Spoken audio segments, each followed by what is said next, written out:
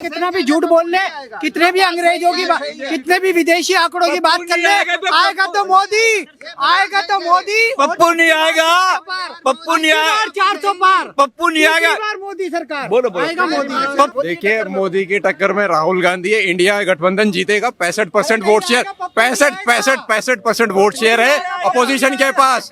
ठीक है, 65% अपोजिशन के पास। बेरोजगारी में सर 45 साल में सबसे ज्यादा इस सरकार के टाइम में है। तो बेरोजगारी भी एक मेन मुद्दा, उसमें भी गरीबी में अमीरों और गरीबों के बीच में काफी डिफरेंस हो गया है। कश्मीर में एक ऑफिस खुला हुआ था, वो बंद हो गया। चाइना के अंदर एक ऑफिस खुला हुआ था, वो बंद हो गया। पाकिस्तान के अंदर एक ऑफिस बना हुआ था, खुला हुआ था, वो बंद हो गया। जाली करेंसी बंद होगी तो ये बेचारे बेरोजगार हो गए। ये सबसे ज्यादा दुखी है बेरोजगार, और इतनी पब्लिक है, कोई बेरोजगार नहीं दिख रहा। मोदी और योगी का नाम सुनते ही इनका ऐसे लगता है कि इनके पिछवाड़े में कितने चीटें छोड़ दिए, ये कांपने लगे। और एक बात और है, एक बात और है कि गीतों के काय काय करने से गाय नहीं मरा करती। ये जितनी मर्जी काय का कर ले, गठबंधन वाले जितने चोर आने 400 सीटें पार है, मोदी जी आएंगे जितनी मर्जी। पूरा राज्य में बीजेपी की सरकार है, ये कह रहे कि क्या नहीं हो रहा, बहुत कुछ हो रहा है सर। इनको क्या, पहले अपने आंकड़े साफ करें, ये पहले अपने आंकड़े साफ करें फिर बोले। अगर 6000 एक सेकंड सर, मैं सर से बात करूं 2 मिनट, आपसे सुन पहले सर आगे जी आप। अगर इलेक्टोरल बॉन्ड में 6000 करोड़ बीजेपी को मिला है, तो टीएमसी को भी 1200 करोड़ मिला है, और वो तो कांग्रेस से भी ऊपर है। उस पर क्यों नहीं सवाल उठाया जा रहा? गलत है। टीएमसी को चंदा किसने दिया है? फ्यूचर प्लेयर्स ने दिया है। 800 करोड़ का मुनाफा कमाने के बाद कंपनी ने 1300 करोड़ का चंदा दिया है। जांच का विषय है, करानी चाहिए। मैं किसी पार्टी के प्रतिपक्ष में नहीं हूं। दूसरी चीज, अंतरराष्ट्रीय स्तर में हमने गरिमा हासिल करी है। 4 दिन पहले सीए पे रिलेटेड यूएसए गवर्नमेंट ने टिप्पणी करी है। अब पढ़िए कितना हमने भाई साहब इसको पब्लिश करा है। ठीक है, इससे पूर्व में हमारे आंकड़े देख लीजिए। बेरोजगारी, हमारे बेरोजगारी का आंकड़ा इस टाइम पर 45 साल के उस पे उच्चतम स्तर पर है, 13%। हाँ, आप देखिए, आपको मैं निकाल करके देता हूँ। हाँ, मैं भाई साहब ये अंतरराष्ट्रीय सूचकांक के आंकड़े निकालो ना, आप आपको मानोगे ही नहीं, आपको मानना ही नहीं है। IFCI के आंकड़े नहीं मान रहे हैं आपको। भारत सरकार की जो स्टेटिस्टिक वाली है उसने निकाला था 45 साल में मैक्सिमम बेरोजगारी है इस सरकार के टाइम में। ये भारत सरकार का अपना वो है। बाकी आप जितने भी इंडेक्स देखेंगे ना, hunger index, democracy index, freedom index, press freedom index, सब में नीचे गया इंडिया की पोजीशन। तो ये सब दूसरी बात ये यार, मोदी के अलावा है ऑप्शन क्या? पप्पू नहीं आएगा, पप्पू नहीं आएगा।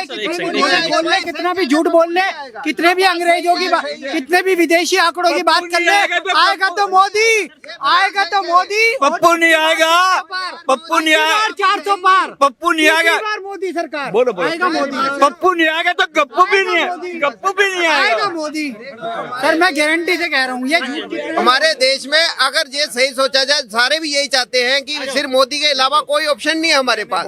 ये जितना गठबंधन कर रहे हैं, ये 24-25 पार्टियां, ये 24-25 जो पार्टियां बन गई, गठबंधन बनाया, इनको गठबंधन की क्यों जरूरत पड़ी? कांग्रेस के अंदर अगर इतनी काबिलियत होती, कांग्रेस के अंदर अगर इतनी काबिलियत हो तो अकेले क्यों नहीं? आज की डेट में सिर्फ 2 या 3 स्टेटों में कांग्रेस के पास सरकार है, बची है, बाकी साफ है। इसका मतलब कि कांग्रेस से लोग नफरत कर रहे हैं, अब कांग्रेस से खत्म होती जा रही है। कौन है मोदी के टक्कर में? देखिए, मोदी की टक्कर में राहुल गांधी है। इंडिया गठबंधन जीतेगा। 65% वोट शेयर, 65% वोट शेयर है अपोजिशन के पास। ठीक है, 65% अपोजिशन के पास। आप सुनिए अब, अरे मेरी बात सुनिए। अगर आप 9 साल की जीडीपी इन दोनों सरकार की कंपेयर करोगे, मनमोहन सिंह के उसमें ज्यादा जीडीपी ग्रोथ हुई है, जबकि उसके पास 206 कैंडिडेट थे, इनके पास 273 होने के से ऊपर होने के बाद भी ये उतने ग्रोथ नहीं दे पाए। इसका मतलब रोजगार भी ज्यादा अच्छा हुआ उनके टाइम में। और करप्शन के आपके सामने करप्शन इलेक्टोरल बॉन्ड का सामने पूरा खुल गया। 2017 से ये चल रहा था और केस पे केस चला। आज जाके प्रशांत भूषण को ये सफलता मिली, और सरकार की नैतिक जिम्मेदारी बनती है कि अपनी ईमानदारी से त्यागपत्र देके इसकी जांच करवानी चाहिए। पीछे उस टाइम कहते थे ना कि 2045 तक तीसरे नंबर पे आएगी जीडीपी हमारी। क्या चीज?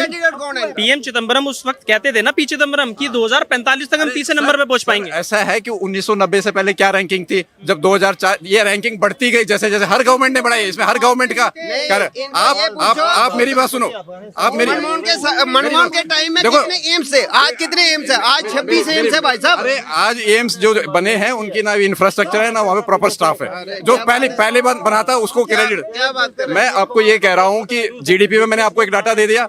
करप्शन में ट्रांसपेरेंसी इंटरनेशनल की रिपोर्ट है कि इंडिया की पोजीशन नीचे चले गई, यानी करप्शन भी बढ़ा है। ठीक है, बेरोजगारी में सर 45 साल में सबसे ज्यादा इस सरकार के टाइम में है। तो बेरोजगारी भी एक मेन मुद्दा, उसमें भी गरीबी में अमीरों और गरीबों के बीच में काफी डिफरेंस हो गया है। 45 साल के चरम पे है बेरोजगारी इस टाइम। पता नहीं, मेरे को तो कोई बेरोजगार दिख नहीं रहा। ये भाई दिखते बेरोजगार, क्योंकि बेरोजगार क्यों हो गए मोदी जी के आने के बाद। कश्मीर में एक ऑफिस खुला हुआ था, वो बंद हो गया। चाइना के अंदर एक ऑफिस खुला हुआ था, वो बंद हो गया। पाकिस्तान के अंदर एक ऑफिस बना हुआ था, खुला हुआ था, वो बंद हो गया। जाली करेंसी बंद होगी तो ये बेचारे बेरोजगार हो गए। ये सबसे ज्यादा दुखी है बेरोजगार। और इतनी पब्लिक है, कोई बेरोजगार नहीं दिख रहा। सिर्फ एक बंदा बेरोजगार दिख रहा है, गिनती के 2 बंदे बेरोजगार दिख रहे। एक बात बताओ, आज से 10 साल पहले सब पे सरकारी नौकरी थी, सारे कलेक्टर लग रहे थे, सारे जज लग रहे थे, सारे मिनिस्टर लग रहे थे। ये 10 साल के अंदर ही बेरोजगारी आ रही। अरे इतना काम हुआ है, ये आंख के अंधे हैं। मेरे को लग रहा है इनकी आंख में मोतियां पिन हो गए, जो इन्हें रोजगार नहीं दिख रहा। ठीक है नहीं, ये वो है, इन्हें देश नहीं चाहिए, देश ही चाहिए।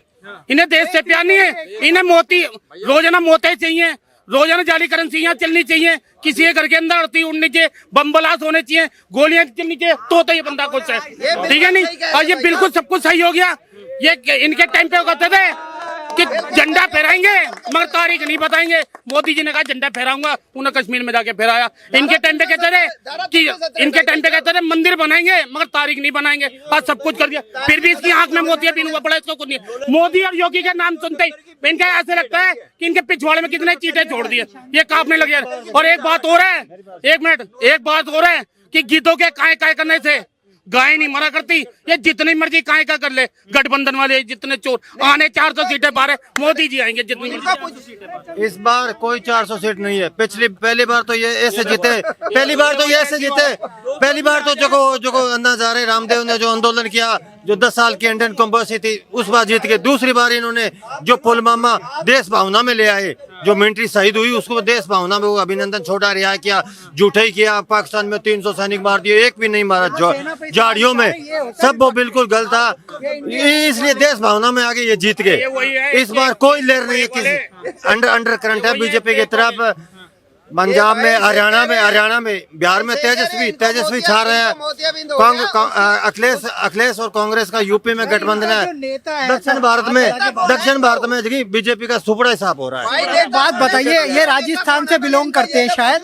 भाई राजस्थान में बन गई सरकार, बाय बन गई, राजस्थान में बन गई। ये राजस्थान से आते हैं, अपना राजस्थान प्रदेश नहीं बचा सके, वहाँ पे मुख्यमंत्री बदल गया।